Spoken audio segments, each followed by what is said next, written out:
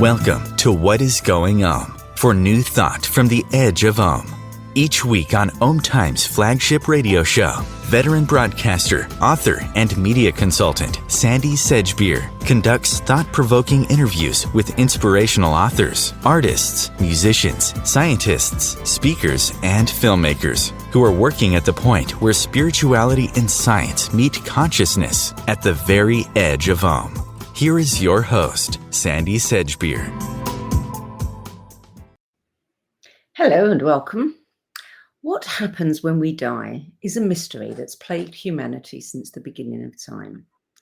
The idea that this is all there is and then we're gone is not something most of us can or really want to get our heads around. Such was the case for businessman Mark Ireland, who, despite being exposed to mediumship from an early age as the son of Richard Ireland, a deeply spiritual minister and renowned psychic medium to the stars, chose the more conventional path of pursuing mainstream success. Until, that is, the sudden, unexpected loss of his youngest son, Brandon, plunged him into the spiritual world of psychics and mediums in search of messages from the afterlife. And he discovered remarkable proof of life after death. Mark Ireland joins me now to share his journey from pragmatic businessman to founder of an organization that helps parents heal, and the author of 2 groundbreaking books, Soul Shift, Finding Where the Dead Go, and The Persistence of the Soul, Mediums, Spirit Visitations, and Afterlife Communication. Mark Ireland, welcome. Thank you, Sandy. I appreciate you having me on today. Mark, I imagine that you see your life as kind of divided into 2 distinct parts, before and after Brandon's passing. Yeah, that's very true. I think that was a catalyst to kind of shake me out of just doing this mundane path down the business world and trying to advance my career and focusing extensively on that back into the world that my dad was in, his field. Really, as it's turned out, to carry on his legacy in many ways and let people know about him because he was kind of lost to history in a way, and then to do some other work in line with spiritual means and things where I could help other people.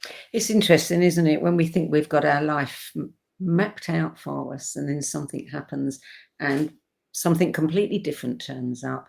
Before we talk about Brandon's passing and your plunge into this world of, psi phenomena, if you like, as well as afterlife communication. Tell us a little bit about your father, because he was a famous psychic medium. He was also a minister. He counseled stars such as Mae West and Glenn Ford, and even the Eisenhower family. What was it like growing up in such a, I would imagine, an unusual family like that? It was actually normal to me because I didn't know anything different. It was my friends that thought it was really unusual, but Dad pretty much knew what was going on all the time. You couldn't get away with a lot. My older brother, when he was a teenager, my father thwarted his efforts to get beer when he was underage and to drag race his car and all these kinds of things. When my parents were first married, my mom had attempted to become a vegetarian for a couple of months. And then one day she broke down and went out for a hamburger.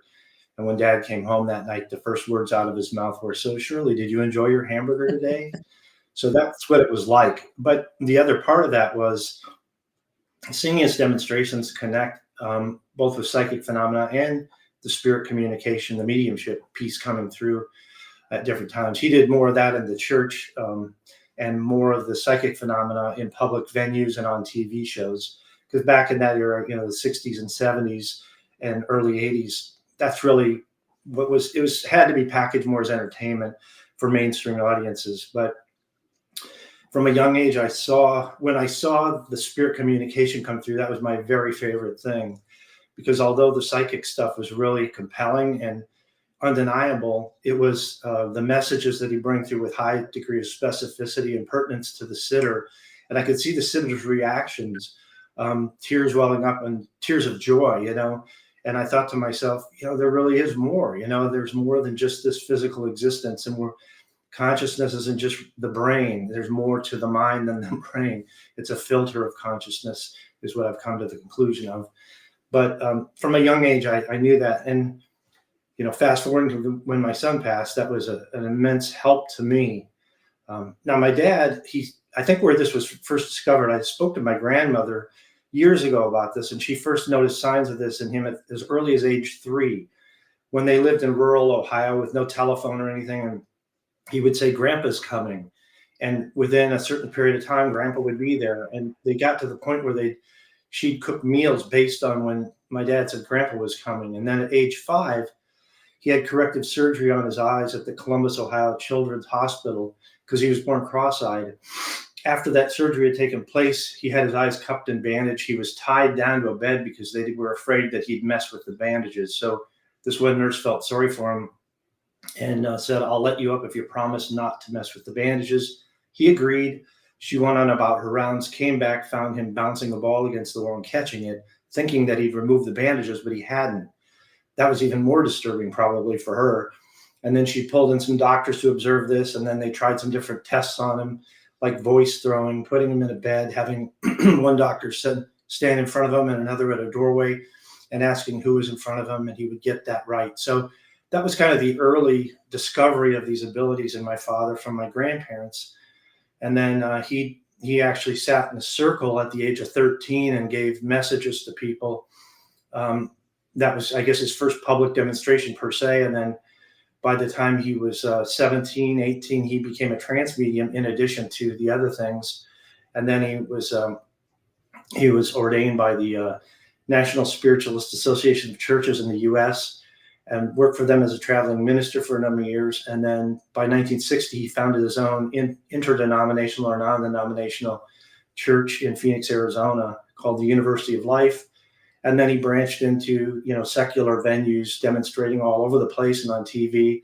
He really felt like he wanted to reach the mainstream audiences because he could possibly open their minds and make them think, more broadly if they saw something compelling. So that's kind of the backdrop on my father. So you didn't want to follow him, though? Did you feel that you just couldn't because you didn't have that skill, or was it you just wanted a completely different life? I think first off, my father always said I was very psychic, and I've had episodes of it pop through. I think the thing was we're two different people, I think who wants to be their parent anyhow? But I've been a more analytical, more careful, pragmatic type of person, and where he was more carefree, live for the moment type of personality. So we're just different people. And I also looked at his ability and said, I can't measure up to that. I mean, look at, do you want to be Michael Jordan's son, or whatever, and try and play basketball? So it's kind of that thing to an extent. And because my interests were different, I just went down that more conventional path. I always appreciated my dad's gift. I would take friends to see him. I was proud of him. And all those kinds of things. I just never sought to be the next version of him. So tell us what happened when Brandon passed, and how that motivated you to investigate and write about mediumship.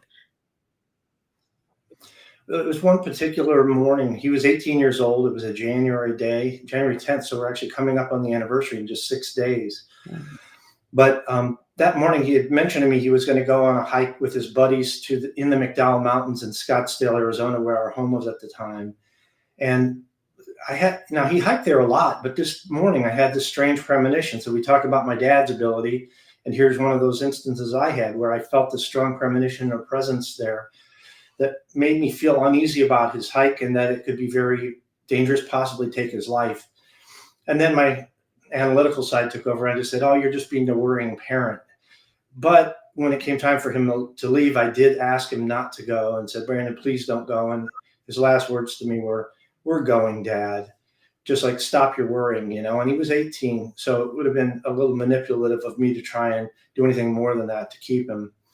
And it was later that day, we were on the other end of town at the time, and I got a distress call. We came back. And within a short period of time, we saw a crowd of spectators at the base of the mountain, fire truck, ambulance, and helicopter. And I was informed by a chaplain that he had passed. And that was the lowest point in my life. No matter what you know or what you believe, that pain, that immediate shock of knowing that you're not going to see him in a physical form again, and he's not going to be in your house in a physical form, and you're not going to see him grow up and go to college and get married and have kids, is a huge shock. But I will say that what I recall from my childhood and seeing my dad, and those things helped me immensely. And my wife and I, healed much faster than most. And then there was a series of synchronistic events and experiences that started happening that really pulled me back into my dad's field almost immediately. I'd say that the first one was within a day or two. I wanted a direct form of connection. And so I went into a darkened walk-in closet, sat down and tried to meditate, quieted my mind. And within a short period of time, I saw an image of Brandon's face scroll by in my mind's eye, and it was smiling. I felt joy, and it was radiant. It was actually glowing. And then right after that was a symbol, a cross with an oval loop at the top. At the time, I didn't know what that meant. I'd seen them, but I didn't know what it symbolized. So then after I was done, I went and Googled it to find out that it was an Ankh, the oldest cross of human history, dating back about 5,000 years or so, with the lower portion representing physical life, the oval loop representing eternal life. So what I felt was a coded message telling me my son was joyful and he was in eternal life. Had I known what that symbol meant, I would have said, maybe my subconscious mind is just trying to make me feel better. But because I got that, it really was helpful. And then about day 3, I was in the mortuary. And by that point, my father had been gone for about 12 years, but I had an uncle, his brother, who had similar abilities. And I had asked him a few days earlier if he could get anything to please let me know. Now, at this point, we didn't know Brandon's cause of death. No one would really speculate. His buddy had just said that Brandon complained about his arms being somewhat numb and a rapid heartbeat, but we really didn't know anything else. The authorities hadn't speculated at all. So on day 3, my uncle and I connect by cell phone while I'm in, or mobile, I guess you would say, while I'm in the mortuary. And he said, Mark, I tried to connect last night and I couldn't connect at all. But this morning I was doing my morning meditation and your dad came to me. He wanted you to know that he was there for Brandon when Brandon transitioned. Brandon was somewhat confused at the beginning, but your dad helped him understand what was going on and adjust. Brandon wanted you to know that you were the best parents he ever could have had, which is the fuzzy thing we like to hear. But then he gave me the piece of evidence. He said, your dad said Brandon's death was caused by a lack of oxygen in his bloodstream that caused his heart to fail. Then 2 days later, I got a call from the physician who had conducted the autopsy, and she told me that Brandon died due to a severe asthma attack that drove down his blood oxygen levels, causing cardiac arrest. So my uncle gave me the cause of death 2 days before the autopsy results were revealed. And so those were kind of the first 2 things that happened. And then from there were a lot of synchronistic things that came into place that really took me down this path. Why did you, I mean, you didn't really need convincing. You had this background and this proof from your father. So what made you then follow this path and start doing your own research and inquiry? Well, it started with not just wanting evidence, but the sense of connection with my son. To know we're not disconnected, I guess I would say, even though he's now in another realm, I wanted that sense of direct connection. So that was important. And that was a big part of the healing process too. And then I felt initially like I thought I needed to put my energy into something constructive and spiritual. So I started down the path of actually doing a biography on my father because I wanted to bring his legacy to life and keep it going.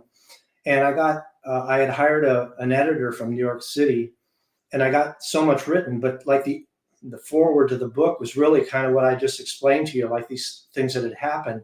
And after reading that, and then she went into the material I had on my father, she said, Mark, you could write this biography on your dad anytime, but I think you have your own story to tell, and I think you have your own path to take. And so that was kind of when things unfolded. And 3 weeks after Brandon passed, I was watching a news excerpt on a local TV station, and it showed this research being conducted at the University of Arizona involving mediums. So I was pretty surprised to see something like this on mainstream TV to begin with. And then they had the medium featured was Alison Dubois, before the network show Medium came out. And she was separated from the sitters, and she had to give them readings based on questions provided to her by a proxy researcher. And I was really impressed because she was giving specific information. And then they debriefed with the sitters at the end. And turned out that, what she had said was right on target. So I thought to myself, gee, I would really like to have a reading from her, or a sitting, I guess you could also call it. And I'd love to be in that lab someday. Well, little did I know that both of those things would transpire. The very next day, I got a call from a man named Jerry Concert, who had known my father. And he said, hey, Mark, I know what you've been through, and I know someone who might be able to help you. Her name's Allison Dubois, and here's a phone number you can call for a reading. So I thought, okay, Dad, thank you. I set up an appointment with her, and then within a year, I was in that lab actually as a sitter for a test with another medium that was recorded for a Discovery Channel episode. But 8 months later, I met with Allison Dubois. 2 weeks before that, a man who knew my father gave me a box, and inside the box was a bunch of 8.5 by 11 typewritten pages. And on the title page, it said, Your Psychic Potential, A Guide to Psychic Development by Richard Ireland. So I asked this fellow, I said, well, where'd you get this? He goes, well, your dad gave it to me for safekeeping just before he passed. I said, and he said, because you were out of state at the time. I said, well, you've had it for 12 years. Why are you giving this to me now? And he says, I don't know. I just feel like I'm supposed to. 2 weeks later, I have the reading with Allison Dubois, and one of the first things she says to me is she says, I have your father here, and he showed me a book, but I believe it's his book. But he's handing it over to you to take forward. Does that make sense to you? And I'm like, yeah, I think I know what that means. And I was subsequently able to get that book published. But those are some of the things that took place, And there was I don't want to just ramble on here, but there was a pretty spontaneous direct connection that happened too, involving my wife that I'd like to touch on that I think tells you that it wasn't just through mediums. There was a lot of different phenomena going on. Was the research that was being done at Arizona, was that with Gary Schwartz? Yes, at the time it was Schwartz, and he's doing other things now. But Dr. Julie Beischel, who did work there, she has a pharmacology PhD. She started the Windbridge Research Center in Tucson, and she's kind of carried forth the mediumship work, even to a more stringent degree in terms of quintuple blind tests, and she's had articles written in different scientific journals and things. So yeah, that's where it was done. Yeah.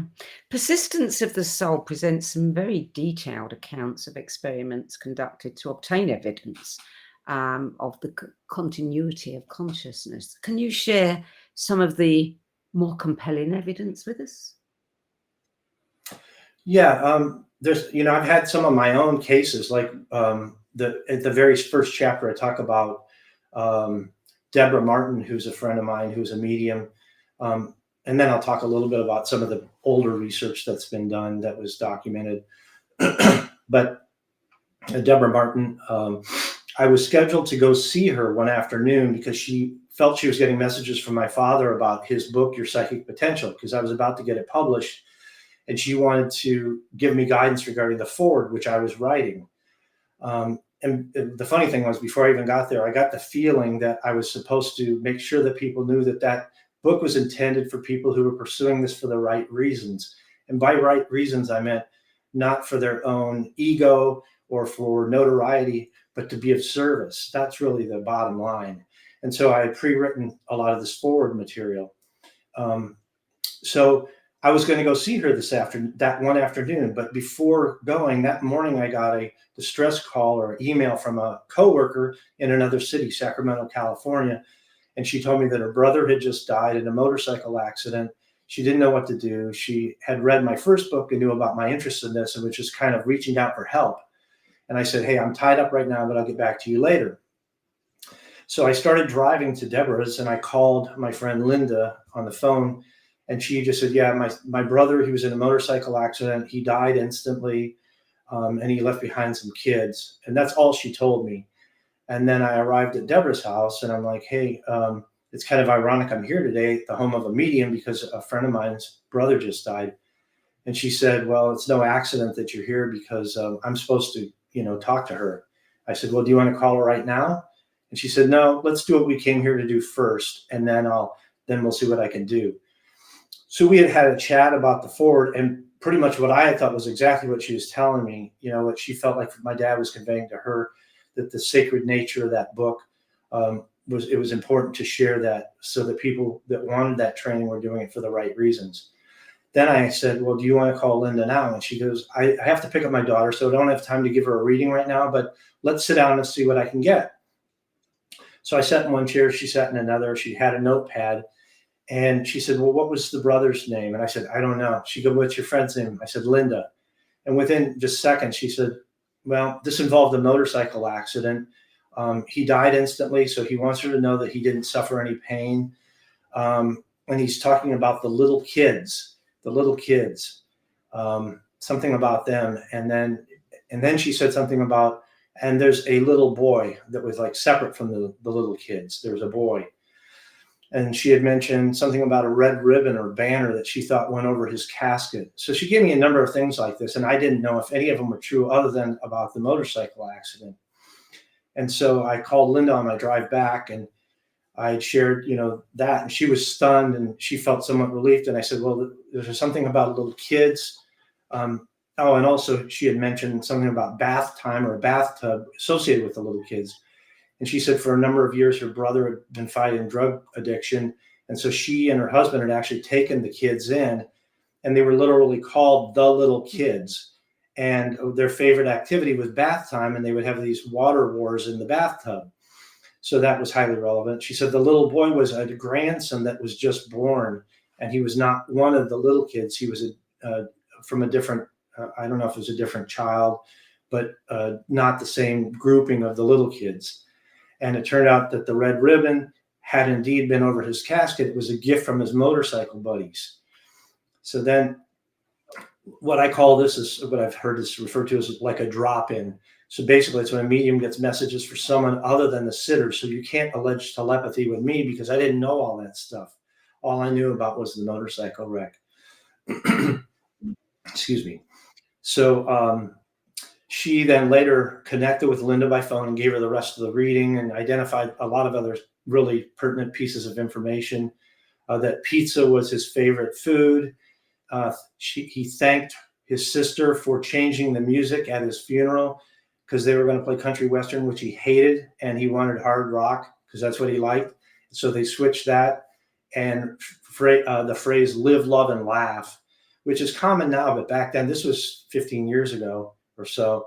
I didn't ever hear that phrase, but live, love, and laugh, it was brought up.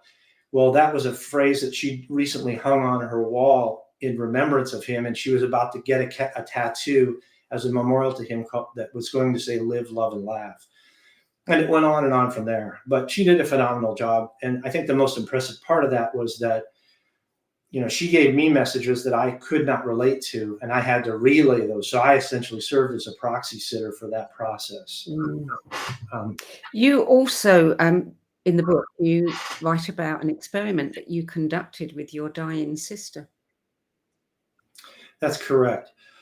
Real briefly, though, I was going to just touch on the work done by the SPR going way back, but there were some of the most compelling evidence involved fragmented messages that went to different mediums all over the world that meant nothing individually until pulled together.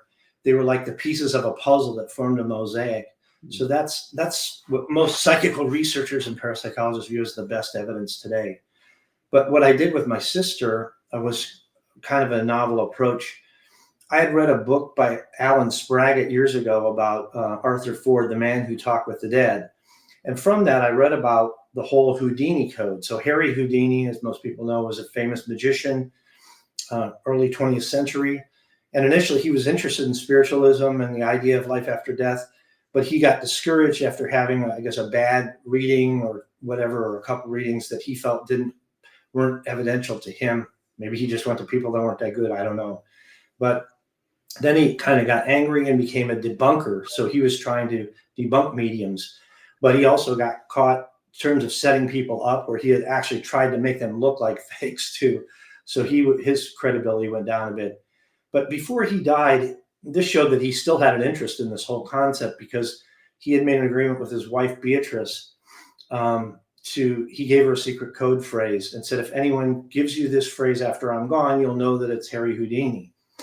So it was a short period of time after this that medium Arthur Ford came forth to Beatrice and shared the secret phrase. He got it. I believe it was called Rosabelle Believe. And so she was overjoyed. It made the New York Times, the headlines. But within a few days, these debunkers were coming out of the woodwork saying, well, you must have been in cahoots with his wife, and you guys just wanted the media, the presence and the notoriety from this. Or some others would say, oh, a bunch of people probably knew what this was. So if you read about it today, it'll say it's never been solved, but it actually was. And it just sounded to me like Arthur Ford was railroaded. But I thought to myself, well, what was wrong with this approach? And I really came up with two things. I thought, well, first off, the fact that any living person knew what the phrase was, you could always allege that they spilled the beans and they said what it was to someone else. It was shared. And I thought also because somebody knew it, you could allege telepathy with that person. That, okay, it isn't really communication with a discarnate person. You're communicating telepathically with this living person. And my sister at the time had developed cancer, pancreatic cancer that metastasized to her liver, and she was running short on time. I thought, it would be really a tribute to her and maybe help other people if we could conduct a test or an experiment that was successful that we could share with folks and that might prove evidence. So I thought if she wrote a note or a phrase and put it in a sealed envelope that was not opened until we got messages back from mediums, that would dispel the idea that somebody spilled the beans. And it couldn't say that it was telepathy with me because I didn't know, nor would any other person know what it was. So I presented the idea to my sister. She wanted to do it, and we did it. So she wrote a secret phrase, put it into an envelope, and then I reached out to a couple of friends of mine, Tricia J. Robertson, who's she was the president of the Scottish Society of Psychical Research, and also Dr. Don Watson, who he's deceased now, but or he's passed on, transitioned. He's a neuroscientist, and he was very interested in this field. So he helped me devise some protocols for how to conduct the experiment. And we did reach out to probably a dozen or so mediums, got back a variety of messages. I don't want to give away the finale to the chapter. It's pretty interesting read. I think it's pretty intriguing for all the things that happen along the way. I will say, as we were getting these messages back, a lot of them, I could tell they were like totally correlated to my sister. Remember one medium said, Little House on the Prairie, which was one of my sister's favorite shows. Another said Arizona, where my sister lived, but he was from Scotland and he had no idea who this was about. There was another that said, I have my teeth back. Well, my sister had lost some teeth. So those kinds of things were very intriguing and made me feel like, okay, we're perhaps on the right path here. But that's how that experiment was conducted. It was really interesting. And I think if anyone who is a researcher or even just interested and wants to do an informal experiment of their own, they can read that and kind of learn from it, what worked well, what could be improved on if they wanted to try something a little bit different. We're going to take a short break now, Mark. You're listening to What is Going On. I'm Sandy Sedgbeer, and my guest today is mediumship investigator and co-founder of the worldwide organization Helping Parents Heal, Mark Ireland.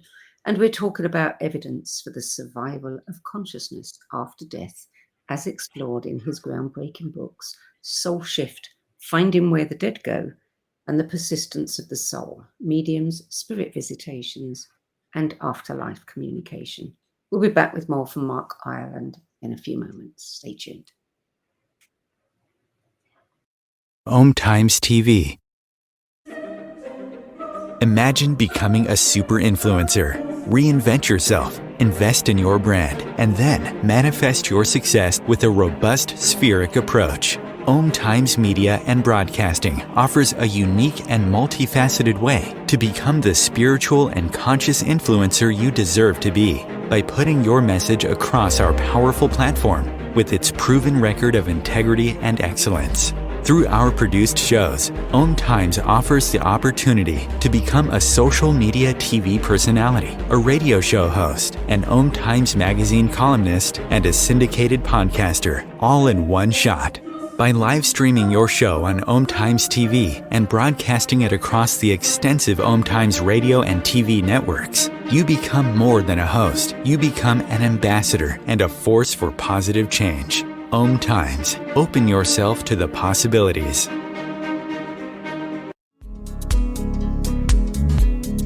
Hello, I'm Sandy Sedgbeer, host of Om Times' flagship radio show, What Is Going On? And as an author, editor, and 13 times book judge who's read thousands of books and interviewed hundreds of authors, I'm constantly asked what's really worth reading and what's not. So I created the No BS Spiritual Book Club to help you save time and money by picking the brains of discerning names who have walked this path before you. There's no catch, no fees, and no BS. Just an ever-growing library of 10 best spiritual book lists from some of your favourite authors and teachers, plus free book excerpts, audios and video interviews with people like Don Miguel Ruiz Jr., David G., Lee Harris, Mark Nepo and more. From well-known classics to hidden gems you've never heard of, it's the only no BS guide to the best spiritual books to enlighten your journey of self-discovery. So why not join the club? Get inspired and save money at the nobsspiritualbookclub.com. There are 16 million children struggling with hunger in America. That's 1 in 5 daughters, sons, neighbors, and classmates who don't know where their next meal is coming from. Yet billions of pounds of good food go to waste every year. It's time we do something about it. Feeding America is a nationwide network of food banks that helps provide meals to millions of kids and families in need. Visit feedingamerica.org to help them feed even more. Together, we can solve hunger. Together, we're feeding America. Welcome back. Mark Ireland, your father wasn't just an incredible medium. He was also known for his precognitive skills, and he made many successful predictions. Do you think that precognition goes hand in hand with mediumship? I think there's a wide array of phenomena that are associated with psychic psi phenomena. And I think we try and assign words to things sometimes that are very abstract. We don't know where one starts and the other ends. But I think if you looked at his abilities, he probably was somewhat telepathic. I have some evidence of that from feedback I've received from people. It's definitely clairvoyant, clairaudient, and also precognitive. So I think it's just some people may have more ability in one area than another. And some, like my dad, had the full array of abilities. But I think it does tie in. And then mediumship, I think, is most of the people I know in the field have defined it as telepathy with the deceased. So I think, but I think there's other ways of getting that information too, whether you could define it as telepathy or like clairvoyance, seeing images in your mind, hearing voices, whether they're auditory or just ideas popping into your own mind. And I've had some of these experiences myself, even though I'm not like a practicing psychic or medium. So I have a feel for what it can be like. I can't really describe what my father's, how he encountered it in his own way. But I think a lot of those abilities tie together, yes. So you wouldn't call yourself a medium per se? You don't practice? I'm not a practicing medium. I haven't really worked to develop it. I mean, I've done some tests with people just to test myself, just kind of for fun or see what I've got. And I surprised myself, with the accuracy of some of the information I was able to bring through once in a public venue. But I have not really sought that out. And at this point, too, you've read my work. I'm trying to be more journalistic in my approach. So the minute I say, okay, now I'm a medium, I'm putting up my flag, and then I kind of lose the ability to have that objective perspective that I think I have right now that people would value. Who knows? Maybe someday, maybe when I retire from my day job and everything else, I'll consider that. But for right now, I'm not doing that. It's also a huge responsibility to read for grieving people because they're very vulnerable, and that's part of the reason that I put together a mediumship certification program, because After Soul Shift came out, I had so many people coming to me asking for references for qualified mediums. At the time, I knew a handful, but a lot of them were booked way out, or some of them charged a lot because they were well known. And so I thought to myself, there have to be other people with these abilities that are just lesser known. And that's proven to be true. Yes, and it's I think it's very necessary, because it is one of the arenas that attracts all kinds of people call it fraudulent, people, scammers. We all want to know this, but at the same time, we just can't allow ourselves to believe it. It's tough. I think we get so accustomed living in a physical body, and everything we touch is physical, and the sounds and sights and everything else, that it's hard to get to that point unless you've had a personal experience. I mean, you could read a lot about it, and that can help you get most of the way there. But I think what really will trip somebody is if they've had a direct personal experience, be it through a medium that gives a highly compelling reading, whether it's through a dream visit with a deceased loved one or some other direct experience. One that I wanted to share with you occurred, this is going back to my son's passing, but 2 weeks after he passed, the first intuitive I spoke with, I wouldn't really call her a medium, but she said, I think within 6 months, you're going to see Brandon and he's going to be at the side of your bed. Well, 6 months later, we went on a cruise, and it was initially scheduled to be a celebration of Brandon's high school graduation. But since he had passed, we took our older son and Brandon's best buddy, Stu, who had been the one trying to resuscitate him on the mountain. Before leaving, though, a friend of ours, James Linton, who is a musician and a composer, asked to borrow Brandon's bass guitar, which you can see directly in the middle there behind me, the blue bodied bass. And turned out he had an in-home studio, and he was going to do some recording, but he didn't have a bass. So we said, sure, you can borrow it. We go on this trip. We're gone for a week. We come back. The day we get back, my wife's sitting at the foot of our bed, and she suddenly feels a presence near her, and she sees it as a shadow figure out of her peripheral vision. And she knows intuitively it's Brandon. So this is a very joyous thing for her. And then she told me about it. I was really excited. The very next day, James Linton, the musician, calls Susie, and he says, Susie, I've got something to tell you, but I don't know how to share this with you. And she thought he was going to say, oh, well, I broke the bass guitar, but it wasn't that at all. He said, well, I was in the studio recording the song, and suddenly I felt another presence in there with me, and I saw a shadow figure out of my peripheral vision, and I saw flashes of white light, and I thought I was hallucinating. So I took a shower, I drank water, I got something to eat, but each time I came back, it got stronger and stronger. And he says, finally, I just said, Brandon, what do you want? And then he said he felt guided to read the lyrics of the bass line of the song. At the end of it, he said, this is the best song I've ever written, but I didn't write it. It's called The Other Side. So I thought that was pretty compelling, with or without the song. The mere fact that he had an identical experience to my wife the next day with no knowledge of her experience. Yeah. There are some very convincing stories. Tell me, how does your medium certification program work? I mean, you're not training mediums, you're basically testing them in a way and putting them through their paces, Correct. aren't you? Yeah, so I'm not trying to be like a wing bridge or the University of Virginia, where I'm testing to get journal articles published or anything. Mine is a more practical reason, and it's just to give people vetted resources that they could trust. I'm doing it as a public service. I don't make anything on it. I don't charge anything. I do not get a share of anything that the mediums charge. That's up to them. I just put together the testing protocols, do the testing, and then feature the ones who pass on a website. And what it involves is a process that I developed after talking to Dr. Emily Williams Kelly at the University of Virginia Division of Perceptual Studies. I was a test sitter for a program she did a number of years ago there. That's the same organization or division in the University of Virginia that Ian Stevenson founded many years ago for reincarnation research that's now being conducted by Jim Tucker. And Dr. Bruce Grayson, who's done all the near-death experience research, is also in that department. So Dr. Kelly told me a little bit about what her protocols were, and I kind of mirrored them to some degree.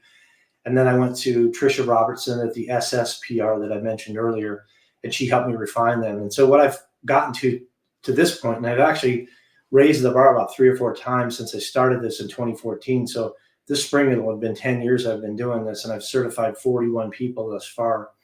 They have to go through 5 blind readings via Zoom with no video. They don't know who they're going to be reading for until the reading starts, and then they only are given a first name. So with the video off, at least until the latter portion of the session.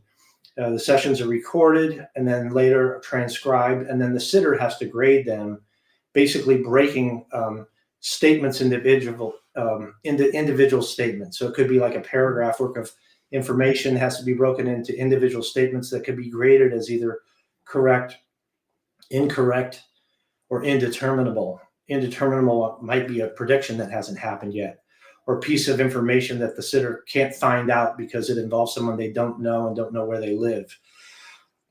And then if there's a highly compelling piece of information, the sitter can award bonus points. And there's 2 degrees of that. There's a 2-point bonus and a 5-point bonus. So let's say that the medium says to the sitter, I believe I have a son here from on the other side. I believe you have a son that's passed. And he's giving me a first initial A. And I think that he liked pizza. Okay, so let's say the sitter says, yes, I had a son pass. That's correct. First letter A, his name is Aaron, so that's right. They didn't get the whole name, so I'll give that a 2-point bonus. And pizza was actually his favorite food, so I'll give you 2-point bonus for that too. Now, let's just say that instead the medium says, okay, I think I have a son here who passed. I think his name was Aaron. And his favorite food was pepperoni and bell pepper pizza. And then the sitter says, yes, I had a son pass. That's correct. His name was Aaron. So that's 5-point bonus in addition to being correct. And his favorite food was that exact pizza. So I'm going to give you 5-point bonus for that. So as you can see, there's a subjectivity to it in terms of those bonus points and things. But the other's pretty direct in terms of something's either correct or incorrect. And at the end of the day, we grade that out, and it requires a minimum score of 75 for a medium to pass. And that would be a combination of the percent accuracy. So the percent accuracy directly correlates to points. So if you're 65% accurate, that's 65 points. So the minimum that we would accept is 65% accuracy. Plus, that person would have to have at least 10 bonus points to get to the 75 to pass. And that's graded over 5 readings. Now, the indeterminable statements, we set those to the side because we really can't grade them as correct or incorrect. But if a medium exceeds 33% indeterminable statements, then we count anything over that as incorrect, because that would be too high of a percentage of indeterminables to call that a good reading. And this is over the course of 5 readings, so it's the averages of those. And I will tell you that probably the top 10 people in that have graded in the 90s, some in the mid to high 90s. So got some really talented people. A few have squeaked by, but everybody on the list has passed that scrutiny. So I think it's been pretty effective, because over the course of the almost 10 years, I've only received 1 email from someone who was unhappy with their reading and coming back to me about it. Yeah, and it is good to have a list of recommended people, and you know that somebody has vetted them and can recommend them. It must put many people's minds at I think so, yeah, because if people say, who should I go to? I know some people who I haven't certified that are excellent. And, I just haven't run them through the program because they don't have time. And to me, they don't need to. They've actually some of them have done blinded readings for me personally that were phenomenal. And I'll recommend those all day long. Or they may have a friend that says, oh, this medium did a great job for my friend. And then I'll ask them a few questions. And that's fine to go to them. But, how much did the medium know about them before they went? And did they do it, with video on and things like that? Because really my process cuts out the possibility of cold reading, which is what a lot of skeptic debunkers claim, mediums all do cold reading. Well, that's not necessarily true. I don't think it is true for good mediums. And that's a process by which you would read facial expressions and then get cues from someone and then you're refining your answers based on responses back. You're asking certain questions to lead it a certain way. So my process eliminates that possibility. So anyone you go to, even if they know who you are, I trust them. They've done this and proven themselves. But if you do go to somebody else recommends, I'd ask more questions about the process and tell me more about the validations you got and how specific were they. It's one thing to say, oh, your grandma's here and she loves you a lot. And if you're a 50-year-old person, the odds are grandma's already on the other side, Yeah. and what grandma didn't love their grandkid, so you need something meatier than that. Yeah. Yeah. What do you say? I mean, there are still many factions, many religions that actually demonize the practice. What do you say to people like that? It's interesting because it really goes back to my dad's world too, because he never really understood that angle, because he felt like these were the gifts of the Spirit that are talked about in the New Testament. 1 Corinthians chapter 12, the gifts of the Spirit, the Apostle Paul lists them all, and they're the same things. They're, discerning of spirits and healing and all these kinds of things, and prophecy, they're in there. So it's not so much that Scripture, well, some of the Old Testament does puts down the idea of contacting the dead or people who are deceased, but those are from chapters like Leviticus and Deuteronomy that also say things like, well, if you have a disobedient son, you should take him to a neighboring city to be stoned to death. So, is that really the word of God? So I'll mention that, but then in the New Testament, these things are like all over the place. And even in the Old Testament too, you've got the medium of Endor, who is cast as kind of a victim of Saul, who comes to her for information, even though he's outlawed this by decree. It said he put any mediums to death. But he goes to a medium because he's lost his direct contact to God in his dreams, and he's looking for direction. But in the New Testament, you have all these kinds of things. You have Jesus showing clairvoyance, talking to a woman at a well in the Gospel of John, sharing details about her multiple husbands and things like that. And she says, surely, sir, you're a prophet. You have Jesus talking to dead people in the story of the Transfiguration. So that's mediumship. If you're talking to people who are deceased, that's mediumship. And so some people that are more of the fundamentalist variety of religion might say, well, that was Jesus. But the Gospel of John says, all the works I do, you shall do, and greater works than these for those who believe in me. So at the end of the day, I think that's more of a byproduct of what people have been taught traditionally or been aligned to think with. And I think it really goes back to the Enlightenment period, where church and science split apart after people like Galileo were punished for no good reason for really figuring out how things work in terms of the solar system and being punished for that. And so since that void happened, science said, oh, your book says that all these miracle things happen, but nobody's doing that in your church today. Why is that? And instead of admitting that they kind of lost touch with the original concept of people having those abilities and using them, they made an excuse and said, well, there was a special dispensation that happened back then, and it'll happen again in the future, but right now nothing's happening. Mm-hmm. So that's kind of where this comes from.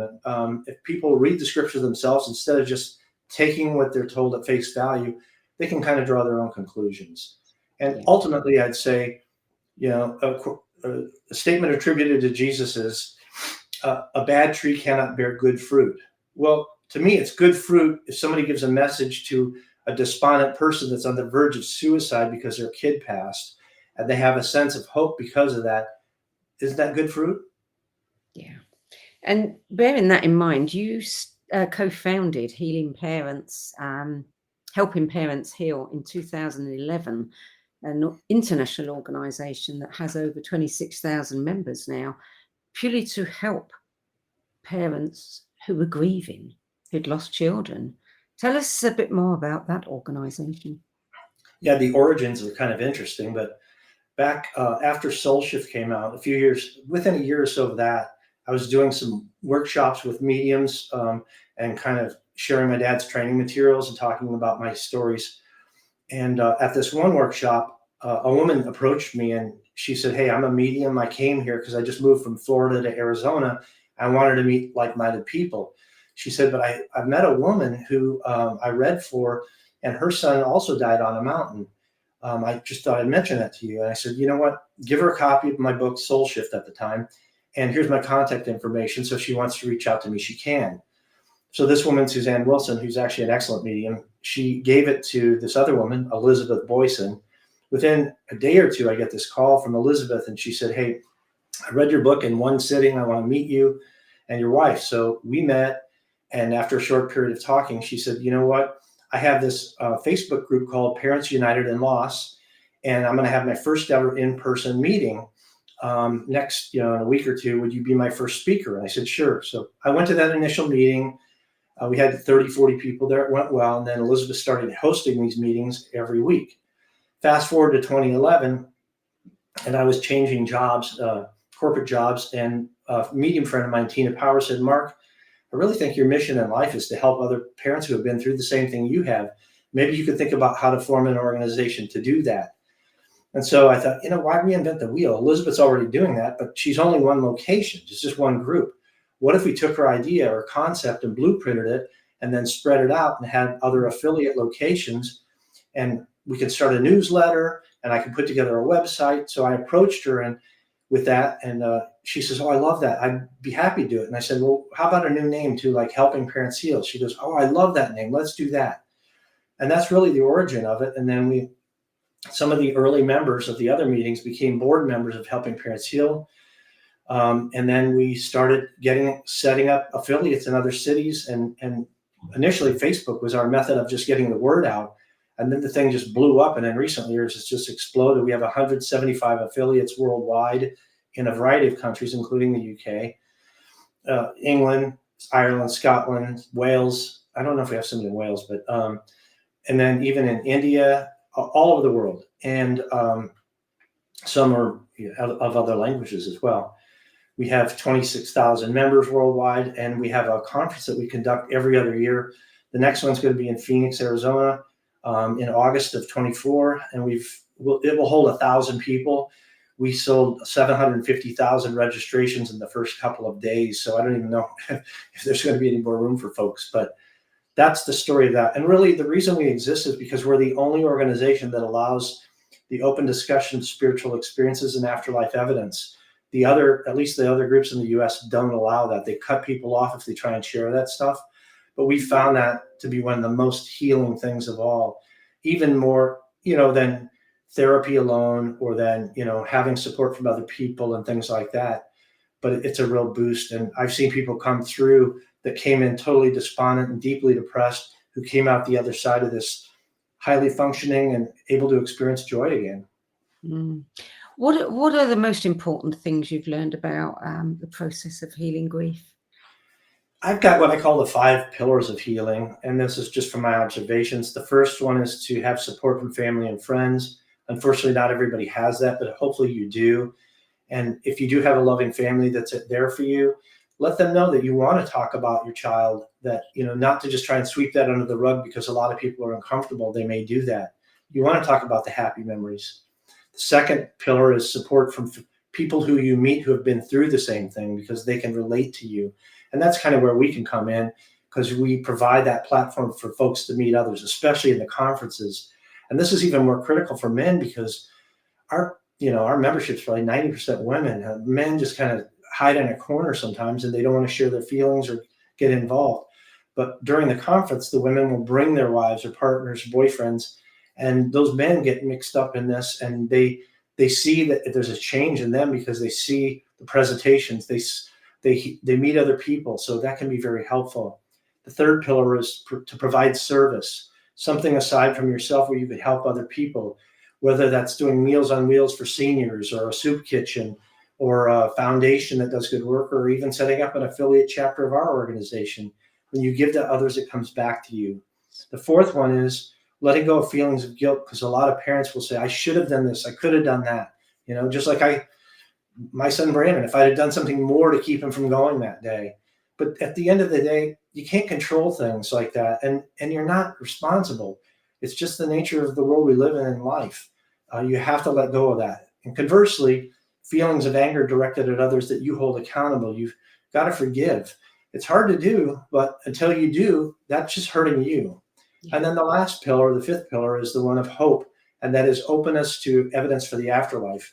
And for somebody who's been maybe an agnostic or whatever, or more fundamentalist to their religious beliefs, maybe it's opening your mind a bit and just starting with some books about the kind of phenomena, whether they're books about NDEs like Raymond Moody's books, or Dr. Eben Alexander, or books about that dealing with mediumship like my books.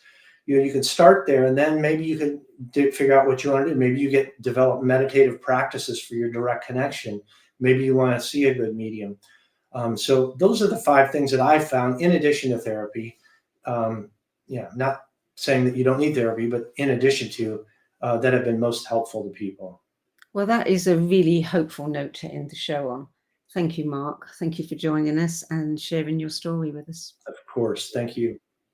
So, The Persistence of the Soul, Mediums, Spirit Visitations and Afterlife Communication is published by Inner Traditions Bear & Company. For more information about Mark Ireland's books, events, his certified medium program, and helping parents heal, visit his website at markirelandauthor.com. This show is available as a free downloadable podcast as well as a video on the Own Times website and on Spotify, iHeartRadio, and all the major podcast platforms, including Apple, Google, Amazon, and Audible. So you can download it and listen to it at your leisure. That's it for this week. I'm Sandy Sedgbeer. I'll be back with another edition of What is Going On at the same time next week. Till then, it's goodbye from me and thank you to Mark Ireland. Sure.